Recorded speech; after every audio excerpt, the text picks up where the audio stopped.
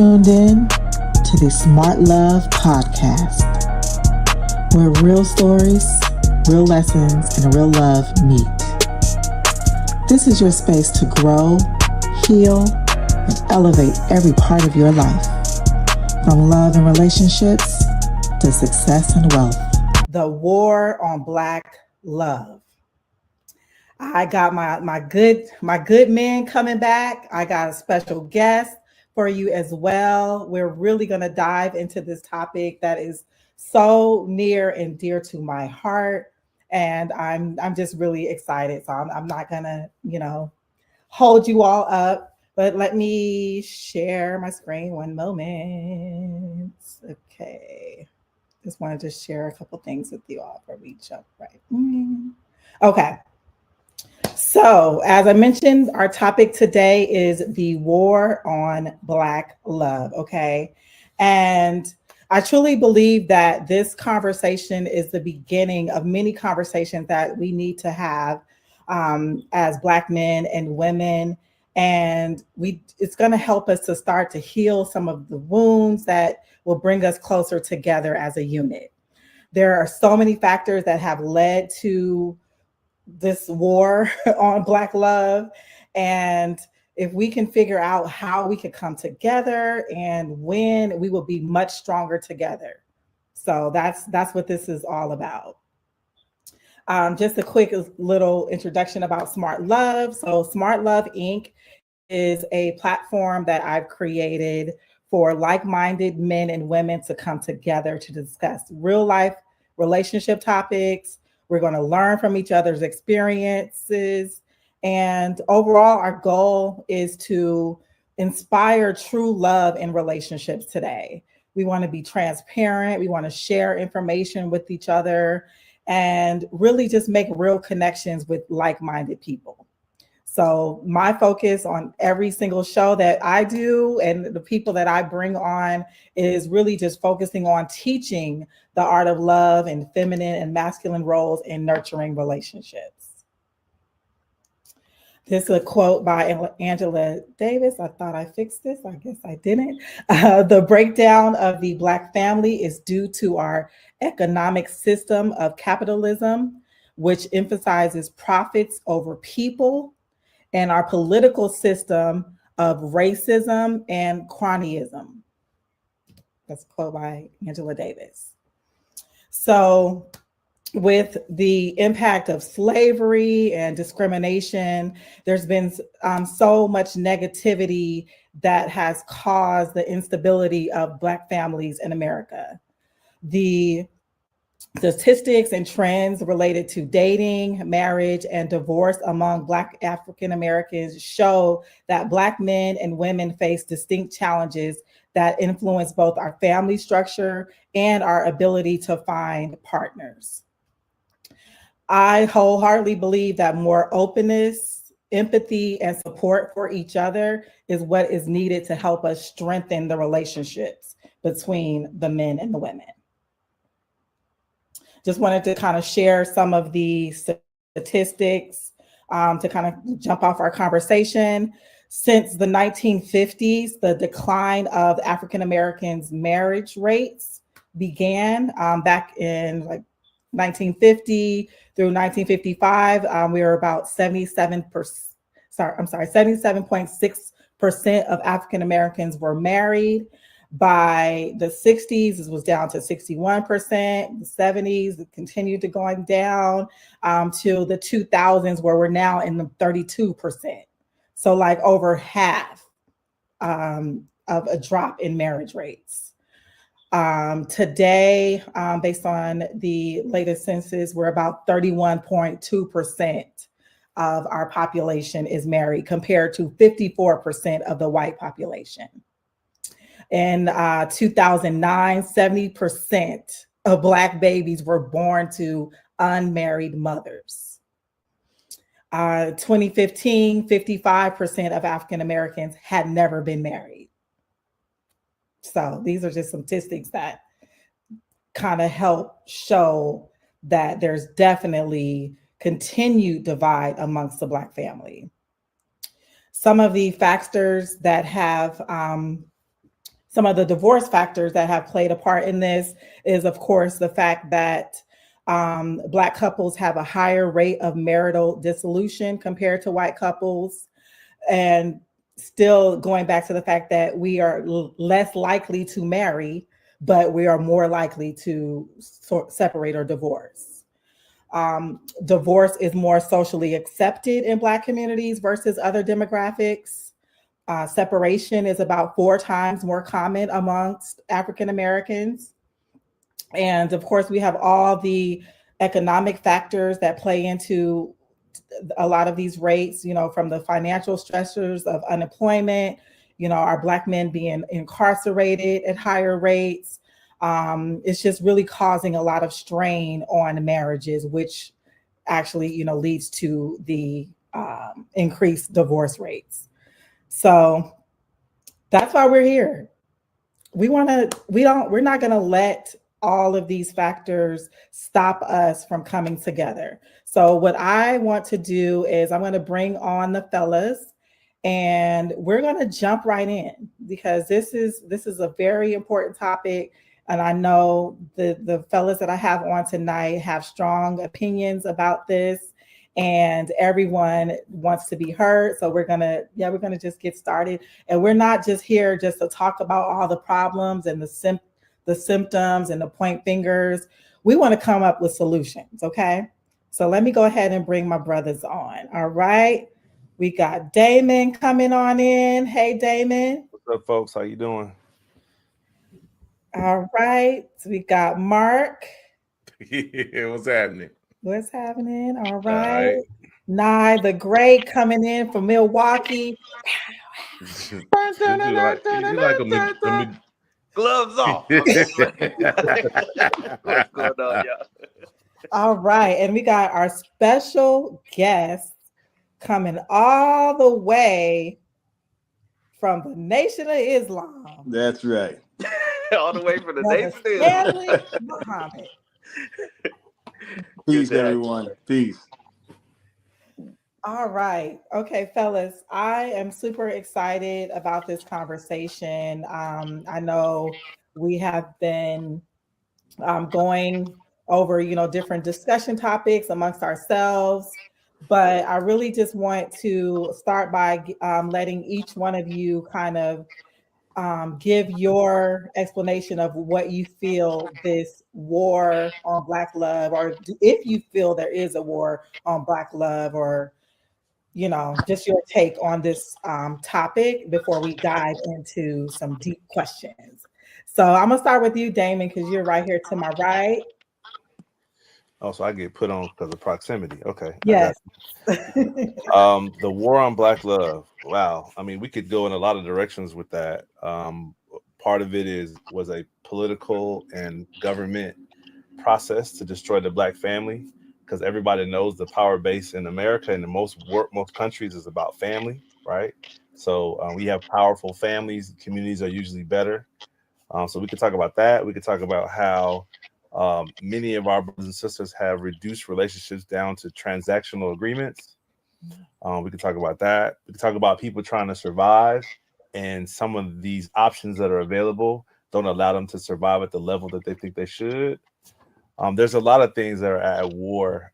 And then there's also a growing population of people who are dissatisfied with what marriage provides or what marriage looks like. And so they just opt out. You gave statistics, 60% of marriages end in divorce. Why would you do something that's got a more than half a chance of failing? And so a lot of people are just opting out of, traditional marriage, traditional relationships. So there's a lot of things that are attacking our relationships. And so I think we have to delve into some of the more systemic stuff, but then we also have to talk about the more community-based stuff that we're dealing with as a culture. Absolutely. Thanks so much, Damon. Yeah, you brought up so many things that I hope that we can dive into today. So thank you. All right, Brother Mark. What's happening? What are your thoughts on this war on Black love? Well, this really, here's what I have to say about that. War to me is either one or two things.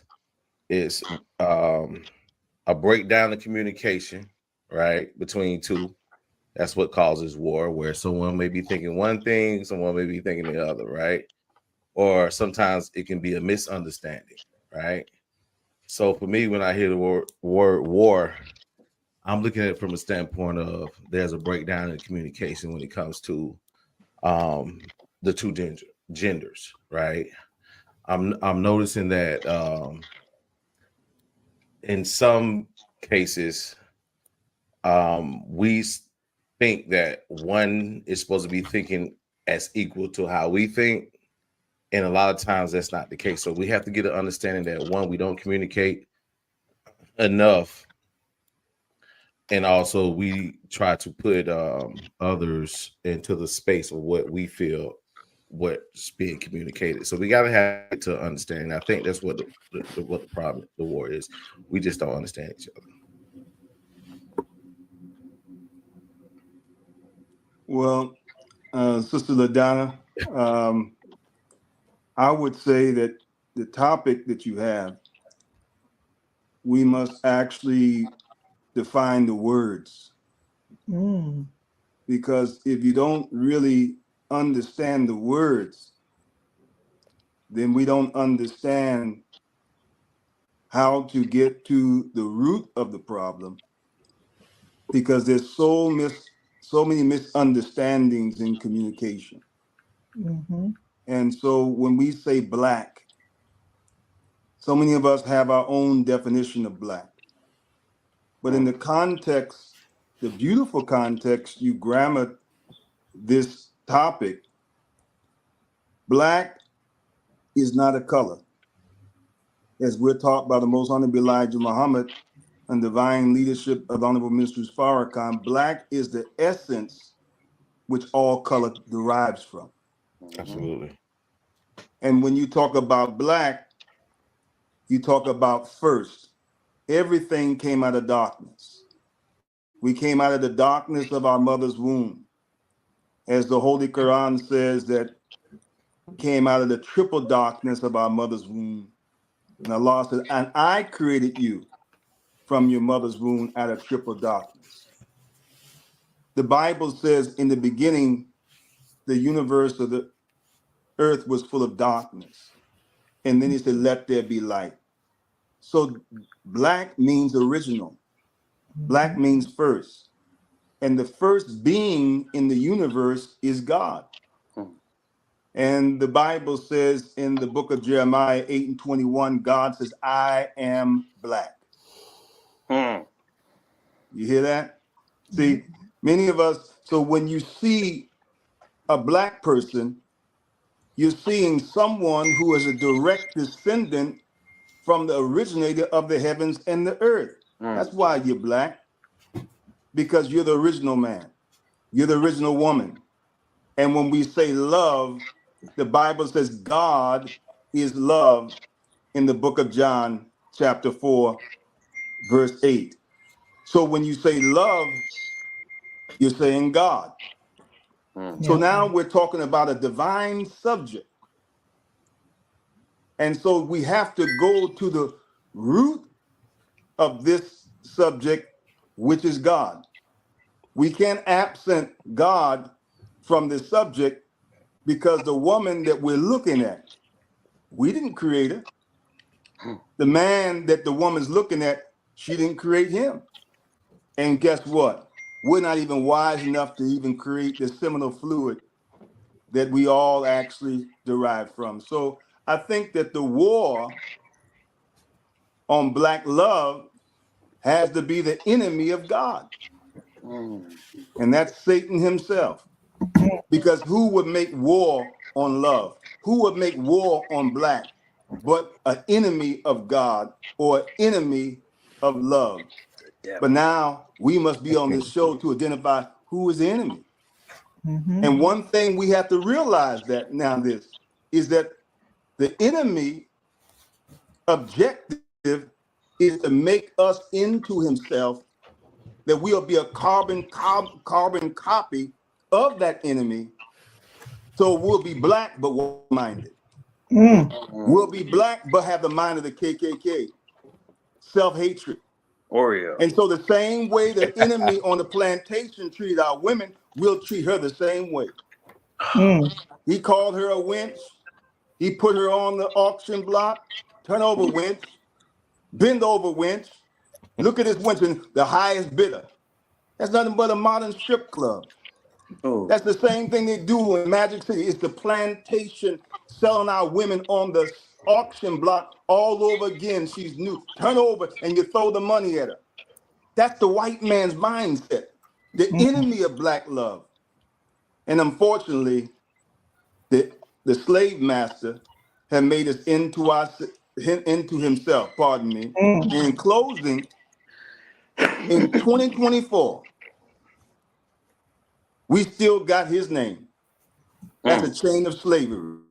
So when he purchased our ancestors on auction block, we had the names of God, Kareem, which means gracious.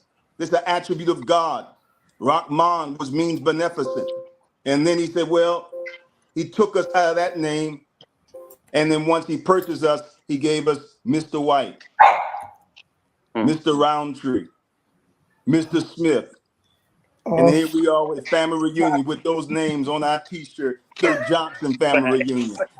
And we glorifying the William family reunion. And we are so happy to be his slave. And so here we are. We have to face the reality that the enemy have made the black man into himself. And the way we treat our women, it parallels the way the enemy treated our women on the plantation. So a few good men, and hopefully we can define what a few good men really is. And because few means that doesn't mean many. It means just that, just a few. Just a few. All right. Thank you, Brother Stanley. Thank you. All right. Hi. Ooh, where do I start? So to piggyback off of what Brother Stanley was saying, that wasn't a pig, brother. That wasn't a pig, okay? Bean pie back. That was something heavy. That was a Clydesdale. That was a horse, brother. That was a horse, brother. That wasn't no pig. Go ahead, man. I'm sorry. Brother. To add on to what Brother Stanley was saying. Let me add on. Let me make more. Okay, so oftentimes they know who we are, but we don't know who we are. That's right. So it's a reason behind it's a reason behind all of this. When the welfare movement started, the welfare started in 1938 and on. A man couldn't be in a household. They actually sent workers out to come check without you knowing. So it a lot of people saw, especially some women saw, that it was economically beneficial because they didn't get the benefits that they would get if they were married or they had a man in the house. That's one. That's a small part of the pie. But the main thing is the reason why they have a war on black love, black people in particular, is because it's a numbers thing. They don't be being born each year, every year it's increasing. So they think that we want to overpopulate them and get them back to slavery, but we just want peace.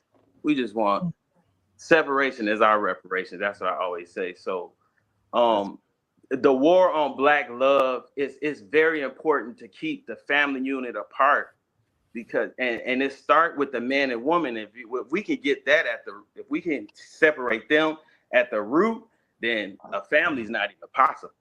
You get what I'm saying? So now with this social media psyop, they got less than 30% of the women that's putting this negative stuff out here. Less than 30% of the real women's opinion. The same thing with the men. The men put this bitter stuff out here about black women. It's really less than 30% of us. But like they say, the most ratchet is the loudest. The most negative is the loudest. It travels the furthest. So this is why these things are getting certain traction. I don't want to go too deep, but that's one of the reasons why I'm gonna close like this. Right. Also, let me just add a little bit on that. On top of that, one of the things too is that I've always looked at it like this: if a certain race is attacked, that means whoever attacking us would be considered behind us, right? Because when you're number one, you don't worry about number two, right? Number two doesn't matter, right? So we must be better than what we are, especially if we're under attack, and we have to realize that first. Yeah, That's beautiful. absolutely. We got to realize we at war. We don't right. most of us don't even know we at war. That's Been right. at war. Brother Vince, welcome. So we are just Hey, thank you. I apologize for being late. I had a meeting that ran over. oh no, it's fine. So, it's fine. We're just getting started. I apologize, So, but I'm glad to be here. I'm glad to be a part of it. Yeah. yes, glad to have you. How you doing, brothers? So Good, my brother. How you doing? What's up, brother? yeah, so we were just really each person was just kind of defining what this topic is for them or what that means to them, the war on Black love. So if you're gonna just take a minute, think about it. I know you have some strong opinions about this, so what do you feel about the war on Black love? Yeah, and I apologize. I'm having a bit of it. Go ahead. Yeah, I'm having a bit of an internet connection problem. I apologize. Can you repeat the question? What is the war on Black love to you?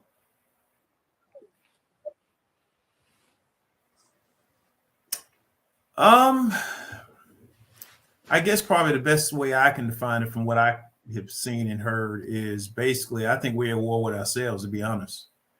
It really, really boils down to mindset. It really boils down to how males and females feel about each other and how they interact with each other, etc. Yes, society plays a factor into it, but ultimately it boils down to him and her, from my perspective. Okay. So let me ask you a question. Do you think that how do you think we got there, in your opinion? I think it's generations. It's generations and generations and generations. We could take this all the way back to the plantation and how we feel about each other. Right. When they right. When I'm actually, I'm sorry to interrupt. The fair-skinned Black. I think it really but also started there and has just progressed. Right. But also we have to remember there was a time of greatness with us before. This hasn't always happened, right? We can agree. We all can agree on that, right? Absolutely. So absolutely. So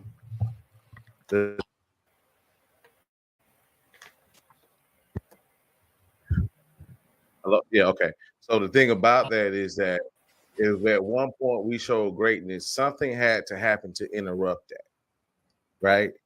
So when I asked how did it get there, obviously if we're made in the likeness and the greatness of the Most High, that means something had to interfere, right?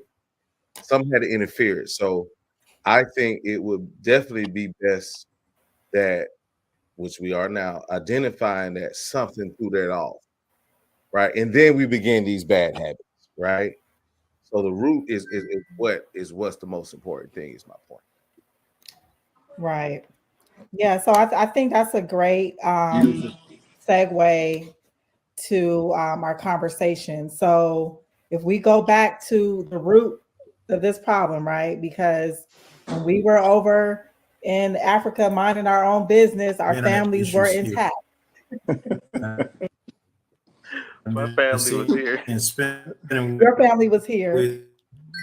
Nah, I know your family was here.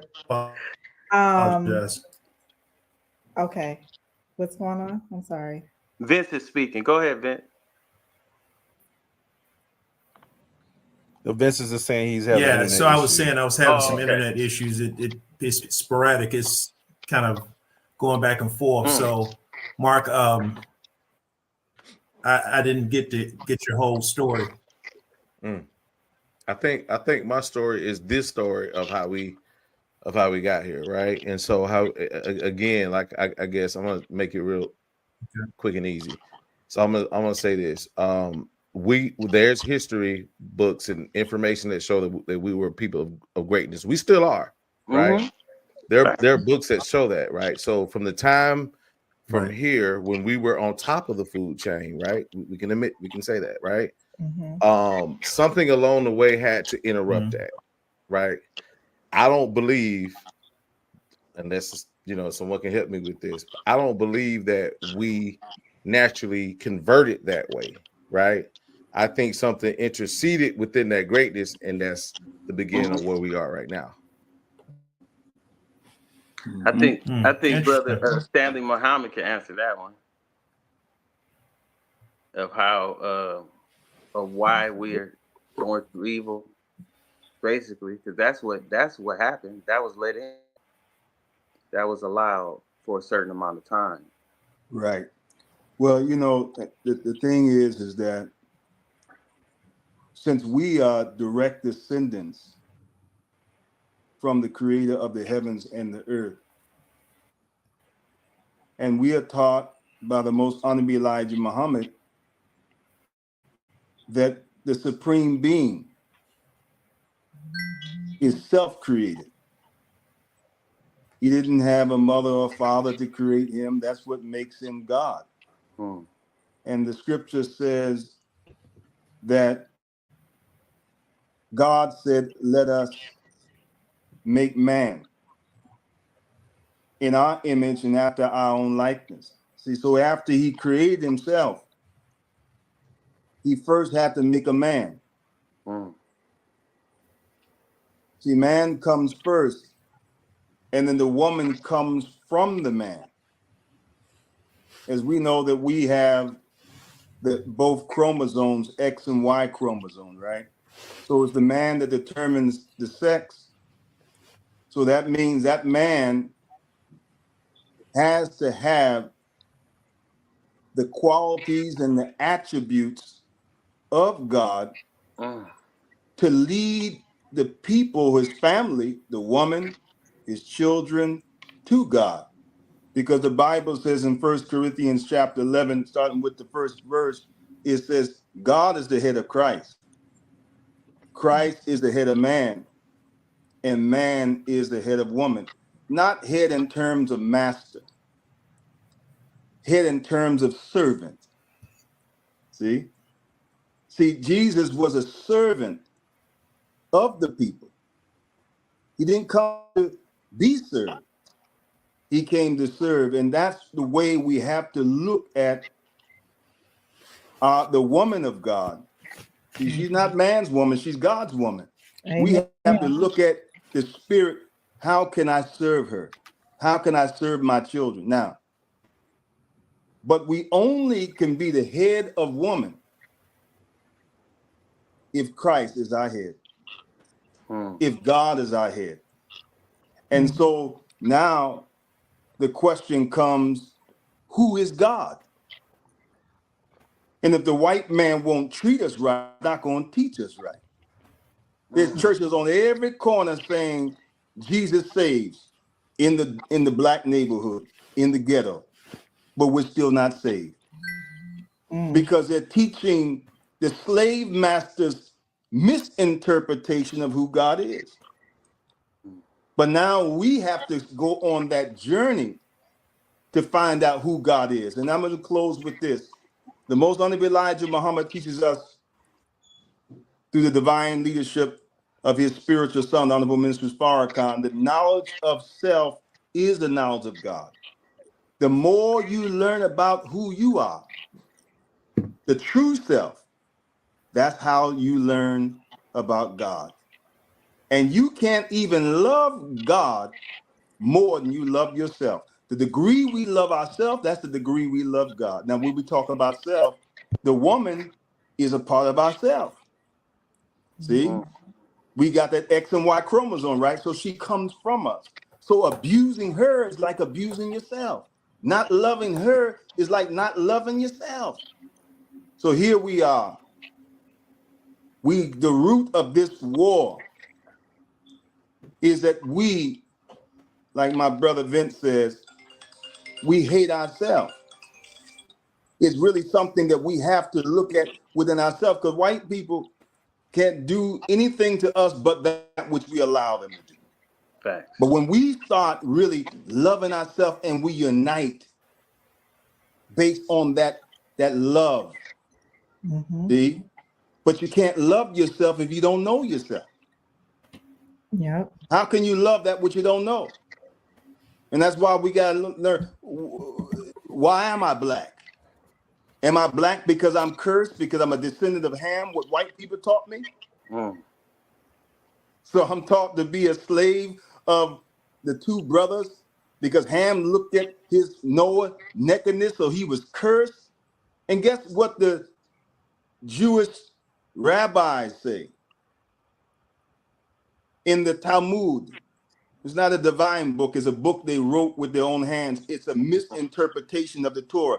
They said when Ham was cursed, his skin became black. His nose became thick. I mean, broad, I'm sorry. His lips became thick. His hair became kinky. And they teach that in the theological seminary school. You said it right. Cemetery school. You said it right. Hey, and the Book of Mormon. The Book of Mormon teaches that the Lamanites are cursed and they black people. That's what I'm saying. And if you accept Joseph and Jesus in this lifetime, you get to come back to this earth with white skin, blessed with white skin, and die from cancer. No, I'm just playing. From melanoma. I'm just joking. But yeah, that's what it's saying. That's an excellent point, brother. See? Right. Yeah, I read the Book of Mormon just so I could get this. Get this sauce. I said, why these boys riding bikes around here? Okay, so brother, I think we've established who the enemy is, right? Everybody can agree with that. Absolutely. Yes. Do we have to say everybody agrees who the enemy is? Oh yeah, everybody unanimously. And and what do you all think? And I'll let each of you answer this. Like, what do you think is the reason why the enemy wants to keep the black man and woman apart? They want us at war with each other. They want us separate. I'm gonna start with you, Nye, because we just had this conversation. Like DJ Khaled said, we the best. That's right. Hey, when they warred over in Europe forever, if you watch the movie Braveheart, they was fighting each other for a while, and then they took their show on the road. So they got a lot of practice. We was peaceful people.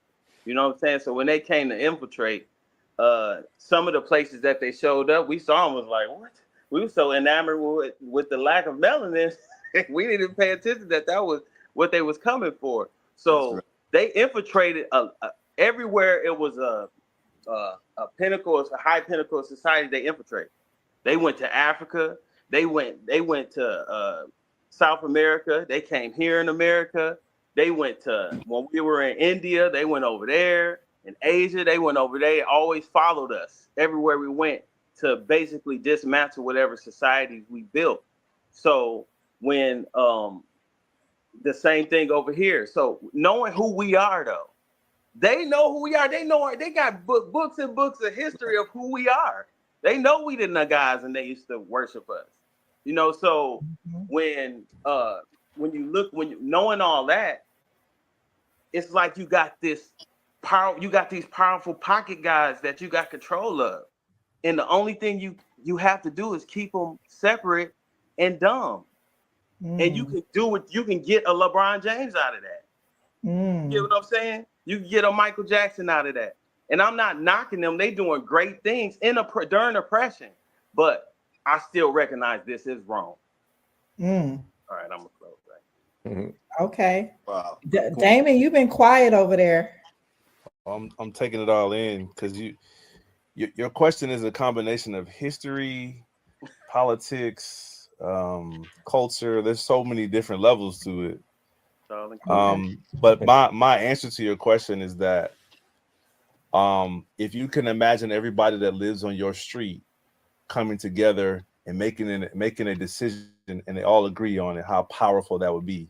Like you multiply that by the people in your zip code, then maybe multiplied by the people in your state. So just think about how powerful we would be as a people if we all came together. So that's the biggest reason why they don't want the black family together. If you want to tie history to it, in the civil rights era, a lot of the civil rights activities were supported by black families.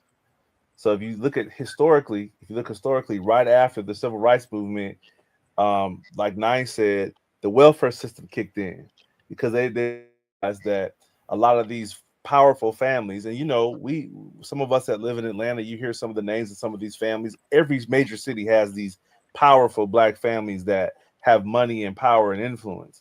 So if you begin to break that down, if you no longer have a power base of black folks who have economic power, who have power over education, who have power over religion, who have power over healthcare. I mean, so then you begin to see, if we can break down this family, we can impact everybody. So I think that's, to me, the biggest focus is just taking away that power base of now you can't influence and impact the world because you don't have families that are coming together. So if all of our families came and sat down in the room and said, okay, we want to build a house in this neighborhood, we could do that.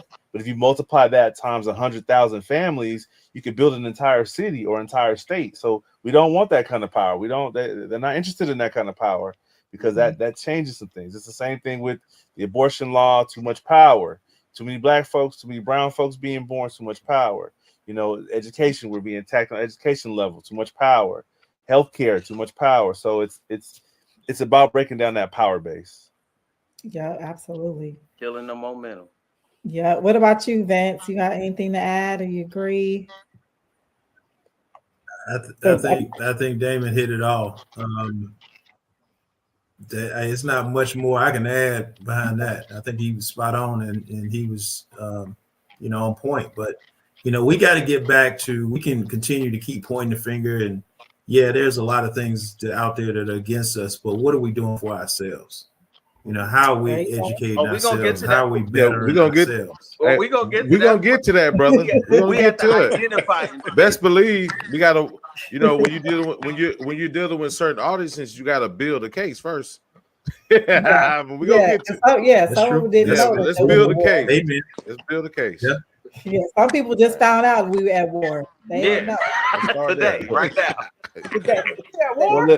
Well, it's easy. It's easy. All you have to do is watch commercials on TV and notice that they don't show black couples anymore. Man, I was just about to say that. They show mixed couples. If you look at all the commercials that you see on TV, you don't remember now. Just remember, a couple years ago, they had commercials specifically for this product and that product, and they would show black couples, a black man, a black woman, and black kids. But now, when you turn on your television and you see a commercial for any product, I don't care what it is, you see a mixed couple with a mixed race baby or mixed race child, because they're sending a message to us.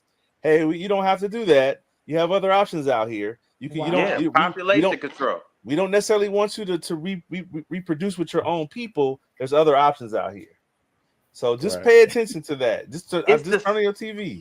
It's the same formula too. It's the same formula. Yes. They used this formula back in Kemet. They used it here with Pocahontas. What they would do is they'd get in with one of our women, like the Asians are doing in Africa right now. They having Asian babies, and it's really black babies, but a lot of them are gonna go with survival. So they're gonna go. That's what happened in Kemet when those mixed pharaohs started to rule. It started to dismantle everything because they were favoring the non-blacks. Right. And it's the same thing right now. They're using the same formula. He's right. I said, I made a post. I was like, what does Hollywood have against black love? Because every TV show, movie, unless it's a black producer, you cannot find a black couple nowhere. Even if it's gay, which I don't know, but it's still not a black couple. It's not. That's what, and you got to look at that and be like, I mean, even I could be real petty, right? Go to if you got an iPhone, go on your iPhone, look at your emojis, and try to find a black couple. It's that serious, man. No, seriously. Everyone download it. Chat, you gotta download it. You gotta download the black emojis for your phone. You gotta find everyone in the chat, go ahead and put, if you can find a black family, a black couple, black family, Black couple. a black woman and a black man. If you could find that emoji, put it in the comments. We'll wait. Right. Well, Right. while we're So, waiting, so I want to say this to what you said, Nye, and to this whole someone. I'm looking at the comments. Someone's talking about blood mixing and about these different races come together. I think we are doing a disservice to our younger generations by not sharing some of the stuff that we've learned along the way. I saw someone posting here about Francis Cress Westling's teaching about the power of Black people, the power of Black DNA, right?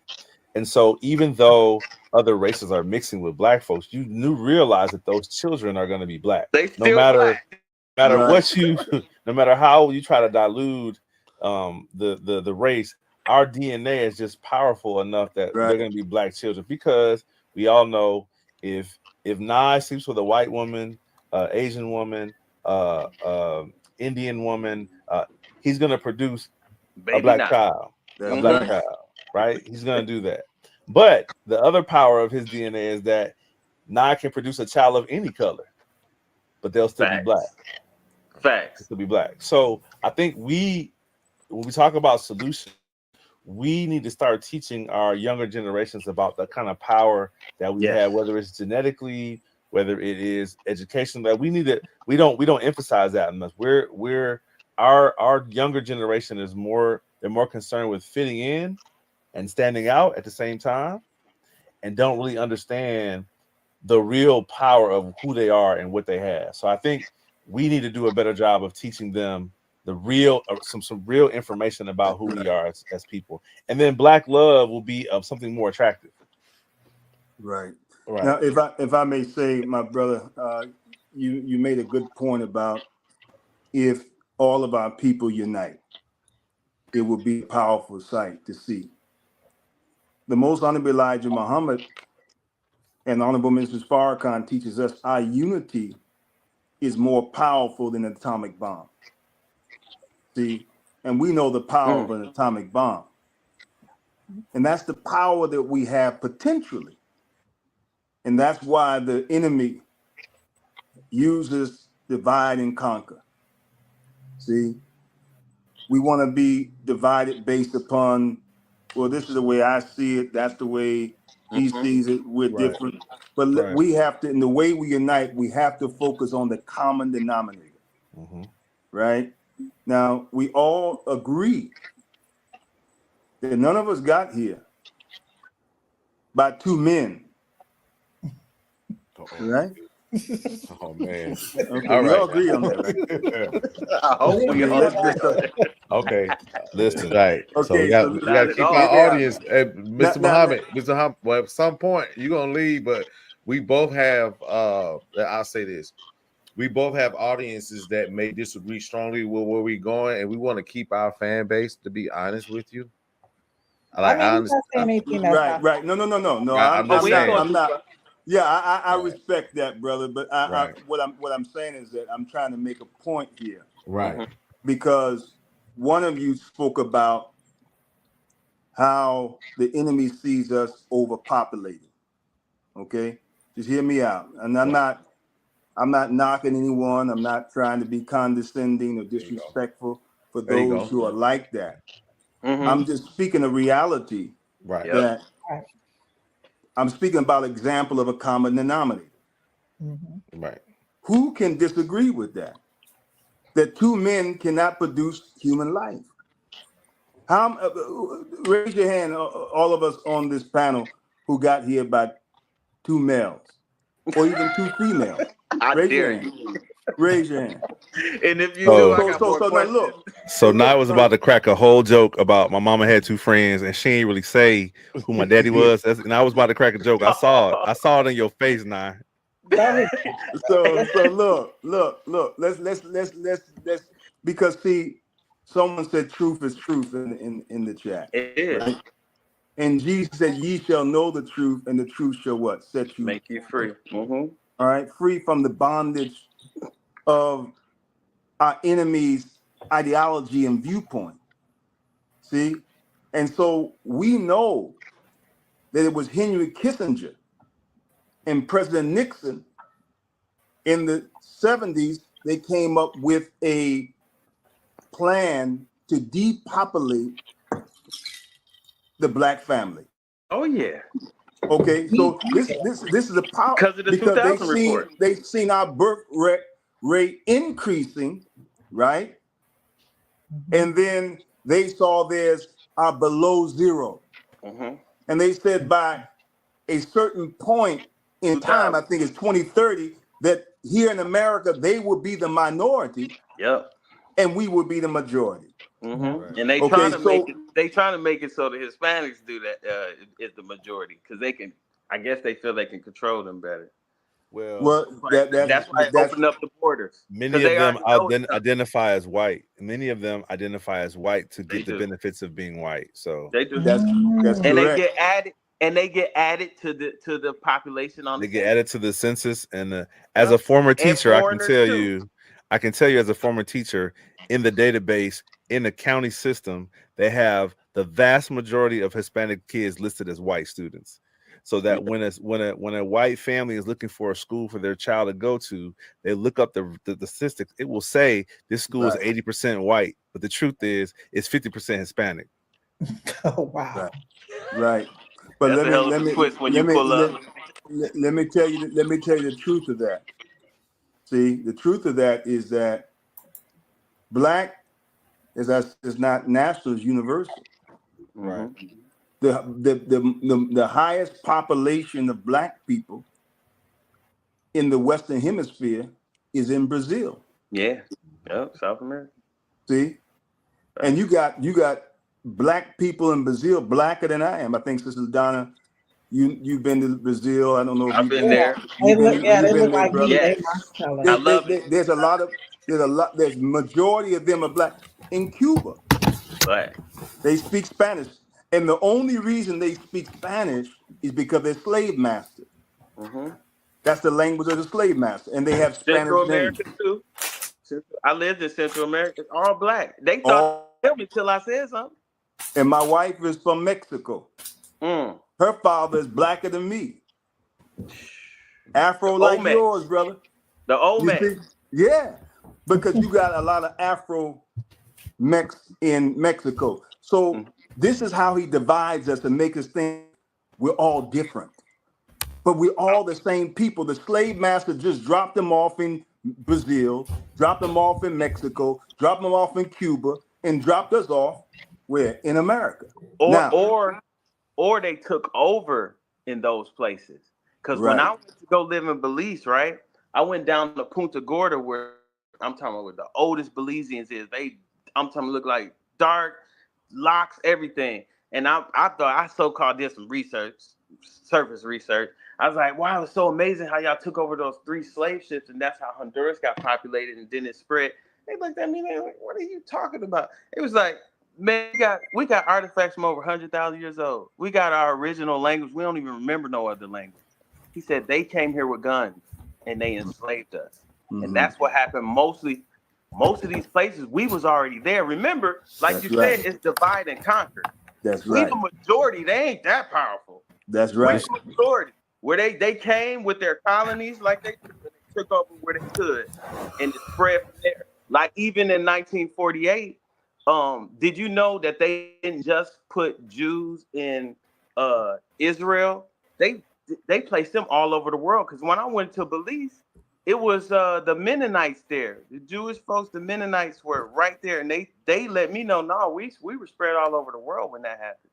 So I don't want to side note too far, but that's a little bit of the history. Like we was already all over this place.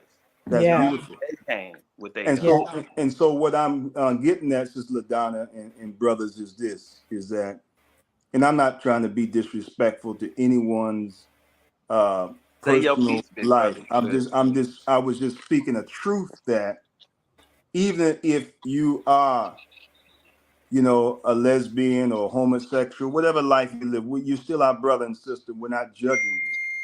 I was just making a point that even that couple came here by male and female, right? And so we acknowledge that that's a common denominator. I'm using that as an example. Mm-hmm. Now, also, if you go and look at the facts of Henry Kissinger and President Nixon's plan to depopulate the black population, Mm-hmm. right? Mm-hmm. One of the plans was homosexuality and lesbianism. Because if two males get together, two females get together, Ain't having no baby. the population will actually cease, right? So they're promoting that among the black family. Now, let me ask you this. Did you look at the statistics that Sister LaDonna showed about marriage? Mm-hmm. What was those statistics, LaDonna? 32%? Yeah. Let's look at those statistics again, because now we're going back to the plantation, because it was against the rules of the plantation for black men and women to marry, because we were not human beings. We were 3/5 of a human being. We were property. They said my pigs don't marry, my chickens don't marry, so my nigga's not gonna marry. Right. Mm-hmm. So therefore, we have been for over 310 years been conditioned to have an aversion towards black love, marriage, loving our black woman, and the black woman loving their black man, and having the structure of God. Because in the beginning, in the book of Genesis, the first marriage was Adam and Eve. That was God. He structured that first marriage, that first family, Adam and Eve. And follow me now. Now, if we're black now, that means we're coming from the original mind of God. Our nature is the same nature as God. Our nature is righteousness. And anything that is of God is righteous. So now look at here. It was against the law for black men to marry, but it was lawful for black men to be studs, to be philanderers. Mm. Go into your mother, nigga, and give me some more niggas. That's where the term MF come from. Yeah, I know that one. Man. Now we're just talking truth now. We're not talking, Come on, because truth only offends the guilty. Mm-hmm. We're not talking about something that we want. See, we got to acknowledge what's right, because we got to be honest. We have adopted the mind of our slave master. we have. And he makes right look wrong and wrong look right, up look down and down look up. He makes us view our women the way he views our women. Our women was nothing but an object of pleasure for him. He didn't love the black woman. It was not marriage when he impregnated her with his seed and all these mulatto children on the plantation. And then he was allowed to go into the big house, the mulatto child, and wear his old coats and his old boots, and he was the house Negro. Wow. And the white man made us think that he was better than us. Now let me say this. So as a stud, go into your sister, go into your daughter, and give me some slaves. And we get into the family now. Somebody gotta die. Now here we are. You can hardly find a black woman that have not been violated by a family member. Come on now. By an uncle, a father, a nephew, Pastor, a brother, Cousins. cousins. Yep. All this is plantation sickness that he was making war on black love. It started on the plantation. And now here we are in 2024. We have our own family members, own black men creeping into their daughter's room, scarring her for life. Yeah. Uncles who should be trusted with their nieces, and now they're molesting their nephews, molesting their own sons, fathers molesting their sons. So now this is what the slave master did to us. It was called buck breaking. He saw a strong black man that believed in family, that believed in the family structure of Almighty God Allah. And then he took that strong black man and put him out on the plantation, brought all the slaves out, and he violated that black man in front of everybody. In front of everybody. Yep. And so what I'm saying is that we see that same sickness going on today in our families. Mm-hmm. And so we have to now address this, brothers. You're right. And You're right. I'll tell you this now. You have picked the right brothers, Sister LaDonna. God have guided you, because these brothers are dynamic. And I feel their spirit. Mm-hmm. But I want us to really look at, brothers, that one thing that the Most Honorable Elijah Muhammad teaches us. And this is about the solution. There's no such thing as a no good woman. Every woman that we say is no good, she was made that way by no good man. If you trace her life, the reason why she acts out, the reason why she's recalcitrant, because you see some man that she trusted have violated that trust. And now she's looking at all men through the lens of that violation. Or maybe an uncle, or maybe a father. Yeah. You understand? And you say, damn, what's wrong with this woman? She don't respect black men. She crazy. She crazy. But we ain't talking about what made her that way. Yeah, Because and I there's a want to cause add and effect. something. Go ahead, Sister. Yeah, so what I see a lot is, which is like adding to the divide, is just like, well, black women, you hear people say, black women are mean, black women are aggressive, black women, they start to make a little bit of money and now they won't listen to a man. They're not submissive enough. And what it really hurts, and this is like coming from a sister, brothers, it really hurts when it comes from you all, because you are still in our eyes, no matter what the slave master did to emasculate y'all are still our protectors, right, in our eyes and in our heart, right? So when it comes from you, it cuts a little bit deeper, right? And so I think what would help is if, like, Brother Stanley, like the way he, described like what, everything that has happened to us and is happening to us, if we had some empathy from Black men, if you all like took a second to think, like, why is this sister like this? Why is she, loud and angry? Why is she, always on guard? If you just show a little empathy, you might be able to break past that, which is what we want. We want y'all to come in and be our knights in shining armors. We don't want to be out here unprotected. That's right. We feel like we have to protect ourselves. I got seven, as you know, Sister Donna, I got 7 daughters. So I know what you're talking about. And I got a wife that she's not no Minnie Mouse woman, brothers. You'll see on Sunday. Oh, we see her in the chat right now. You see it on Sunday. But look at this. Look at this now. Look at this. I love my people, regardless of what their condition is, because I can't judge our people, because it was what was done to us that we have to focus on. You don't blame the clay, you blame the potter. If you see a Black person that's other than what he should be, just say made in America. I would say this now.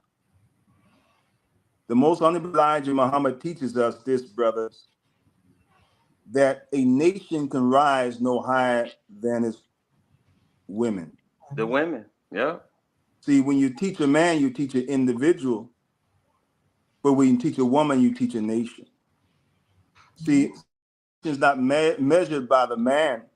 The Most Honorable Elijah Muhammad teaches us under divine leadership of Honorable Minister Parker is measured by the woman. Because guess what? Our first lesson comes from who? Our mother. She's the first nurse, the first doctor, you see? And if the woman's ignorant, the children going to be ignorant. The nation's going to be ignorant. So we have to understand that the pain that the woman has, she passes that pain on to the children, the ignorance to the children, but vice versa. Intelligent and she's wise, right? Then she will pass on that wisdom to our children. She'll pass on that peace, happiness, and love to our children. That's why in war, the woman's always called the booty, the spoils of war. And you know what? Another thing, just to add what you were saying too, they are definitely the great teachers. You know, even from the womb, starting from the womb, right? The game is downloaded from the womb. That's the first. That's the first piece of game. Then when you come out the womb, guess what happens? The first day of school, wherever it is you need to get, guess who's going to be there to get you right? It's your mother. That's right. Right. So guess what happens? So guess what happens? Guess what happens next? Guess what happens next? Get ready to go to high school, right? And you need to get your grades, right? And you got your girlfriend. Well, guess what she's gonna do? She's gonna make sure you get your work, right? While your homeboys laughing at you while you failing, she's gonna make sure you keep your grades up, right? That's right. So then guess what happens? As you graduate through life, you're gonna find that there's gonna be a woman that's gonna be connected to your ascension in life at some point, whether if you like her or not, whether if you date her or not, right? If you look back at the lineage of how you got there, some type of woman paved the way for you to get there. So with that being said, I'll just say we just have to have more honor in that, because remember, they're the original game givers. No, they're not. Somebody saying, I thought the woman is the reflection of a man. Is the woman the leader now? I'm getting confused here. That's why. Okay. You know what? Thank you. So can I? No, it's not the woman's the leader. No. The woman is the standard of civilization. Okay. I say David got something to say, y'all. Hold on. I say they the gatekeepers of morality, especially here in America. They the gatekeepers of morality. Yes, these people run it through them before they go on the show with it. You get what I'm saying? Take it on the road. I meant to say. Right. What you got, Damon? About the woman being the leader? What would you? No, that's not where I'm. Where you go? I love what Brother Stanley said about there are no bad women. My question for everyone would be, if we all agree that woman is the standard, then whether that woman is married or not, how do we create a generation of teachable women? Because the example you gave was that there are no bad women. If a woman is bad, it's because a man did something to her. Fair. Now, I don't completely agree with that. I do agree with you, but I also think there's a generation of women who teach other women bad behavior and pass that down from generation to generation as well. So maybe a man did the first woman wrong, and then she taught every woman after her to do certain things that aren't in the right light. So I think there's two different groups of women there. But my question is, with all of the noise that we get from social media, and we get pressure from family, and we get pressure from education, how do we create a generation of teachable women who are open to learning something new than what they've already been taught, or being bombarded with who they should be, what they should look like, what they should sound like? How do we create how do we compete with Sexy Red, and how do we compete with some of these other sounds and voices and images? How do we make a more teachable woman so that we can kind of right the ship a little bit? That's my question for everybody. By setting the example. I'm gonna say that by setting the example. For me, I'm starting with my daughters. That's I got a good 3 one. of them. That's a good one. I got 3 of them. In the Bible, it says, be fruitful, then multiply, right? That's It right. means become somebody conducive to society that somebody going to look at and say, you know what, we need more of him around here. So I got 3 of them. And with that, it can change the dynamic of this whole world by teaching them, raising them right, teaching them the right things, teaching them game.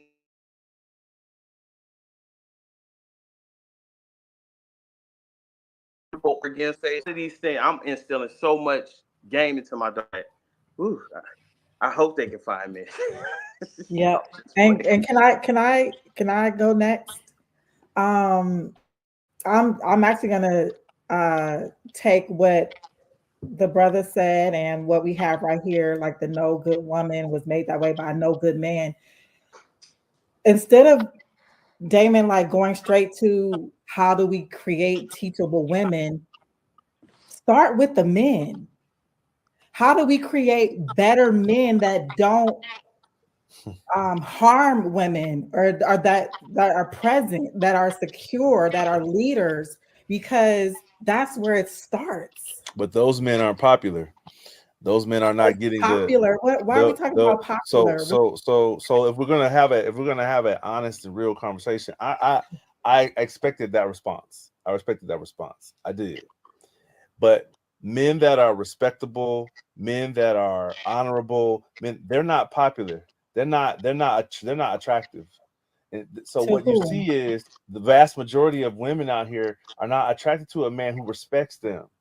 And that's why I'm trying to well, of course you don't agree, because we talk about this every show, because you're looking at women who are in a different class. I'm trying to figure out how do we get more people into the class that you're in. I want to get them into the class that you're in. Here. There's plenty of women over here. So what I want to know is, and maybe the answer to my question is getting more men, absolutely, that are honorable, that are respectful, but I can tell you that a lot of men will tell you that they are respectful towards women. They are chivalrous towards women. They are nice towards women, and they get treated poorly.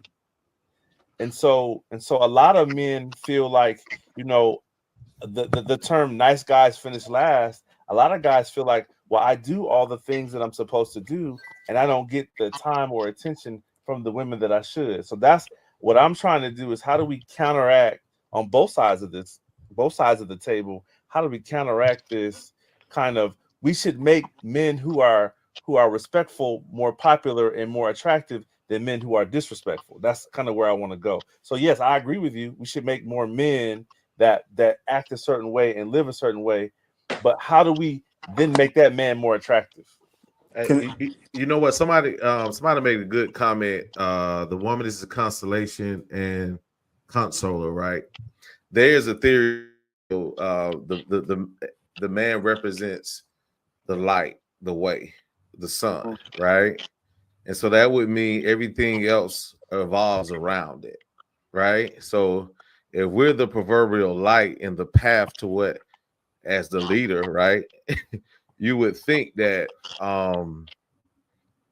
at some point, yes, are there some women that may be quote unquote unteachable, but we can't allow that to take us out of our greatness as men. That's my point, right? We need to set the example. Those who don't get it, eventually what happens is, one of the biggest things we have to also realize, we live in a world of fads, right? It's fads. People dictate the direction of the mindset of how we're going to go as a whole, as a society, right? So I'm sure if we took responsibilities for our part, and then one woman would catch on, and then another woman would catch on, and eventually the ones who don't catch on will be drowned out where it doesn't even matter. So life is about balance. You're going to have negative and positive situations, right? So this is how it is. So if we have enough power, and I do believe we have enough power to drown out those small numbers so that the bigger number rises above that and we don't even notice it. And how do we do that? By setting the example. Now that's a different conversation on how we set the example. Now that's a whole nother show. Okay. Right. Okay. So if we don't understand how, and this is not on you per se, Damon, I'm not saying this, but if we can all learn and take pieces from each other on how to set the example. That's a whole nother story, and maybe we may need to do that one day. And today, but today is not the day. But that's my answer. Can I synthesize both of these views? Okay, go Because ahead, I think that some of us are saying 5 + 2 is 7, right? And someone else is saying, well, 4 × 3 is 7. You know, so was that right? That was wrong. Oh, that's we know what you meant. We know what you Y'all meant. know what I meant? You know what you meant, but yeah. 4 + 3 is 7, right? Yeah. So we have different expressions, right? But it boils down to the same conclusion. Same thing. And but we have to go to the root of things, brothers and sisters, to understand that, you know, how we get to this point to raise the civilization of our people by raising civilization of the woman, right? Now, first thing the man must learn is the nature of the woman. Because if we don't know the nature of a thing, we won't know the actions of a thing. Right. See, the Holy Quran says the male is not like the female. So the problem with this war, this conflict, men are looking at things from their nature, right? And women looking at from her nature. If we don't understand the nature of things, of this woman, and the woman don't understand the nature of man, that which is made complement each other becomes a conflict of each other. That's the war. Right. I'm going to read something from the Honorable Minister Farrakhan's monumental book, A Torchlight for America. It's 99, just something brief, it's not long. Promoting positive relations between the sexes. This is what he says. The basis of proper male-female relationships. Quote, neither male nor female can fulfill their relationship to each other until they are first properly connected to the source of all creation, which is God.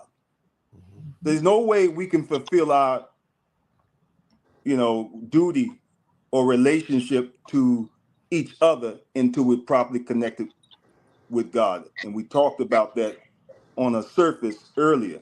Then the minister said, quote, this is the why divorce rate is so high and the dissatisfaction rate in relationship between the sexes is even higher. The nature of male and female are different, but they are meant to complement each other.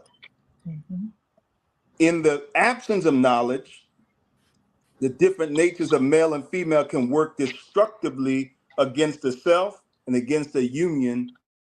So here we're seeing the destructive behaviors in the relationship. We destructive with our voices or our tongues, because the Bible says the power of life and death is in the tongue, and we kill the spirit of each other because we don't understand the nature of each other, and we're not connected properly to the first black being in the universe, which is God.